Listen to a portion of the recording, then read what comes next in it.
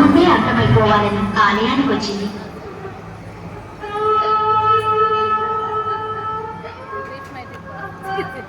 చచ్చిపోవాలి, నాకు బతకాలని లేదు, చచ్చిపోవాలి, నేను చచ్చిపోవాలి.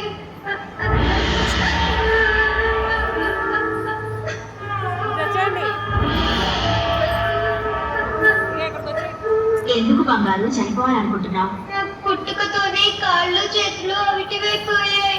పిల్లలందరూ ఆడుకుంటుంటే నన్ను చూసి నాకే ఏడుపొస్తుంది. రాత్రి కలలో స్వామి కనపడి, నువ్వు కనక దుర్గమ్మకి నీ చేతులతో పసుపు కుంకుమలతో అభిషేకం చేస్తే నీ కాళ్ళు చేతులు వస్తాయని చెప్పాడు. రెండు చేతులు కదలంగాని నా చేతులతో నీకు అభిషేకం ఎలా చేయను? కలలో స్వామి కూడా నా కుంటితనాన్ని వెక్కిరించడానికి అలా చెప్పాడు.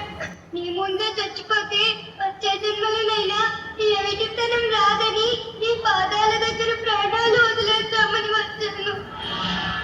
నన్ను నమ్ముకున్న నా వాళ్ళని నేను చావనివ్వను. కాళ్ళు చేతులు లేని బతుకు బతకాలని లేదు. నీ అవిటితనం పోతుందిలే. ఎలా పోతుంది? రెండు చేతులు లేని దాన్ని ఈ జన్మలో నా చేతులతో నీకు పసుపు కుంకుమలతో అభిషేకం ఎలా చేయగలను?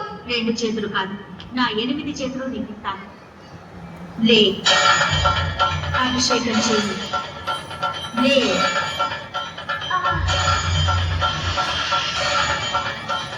అభిషేకం చెయ్యి.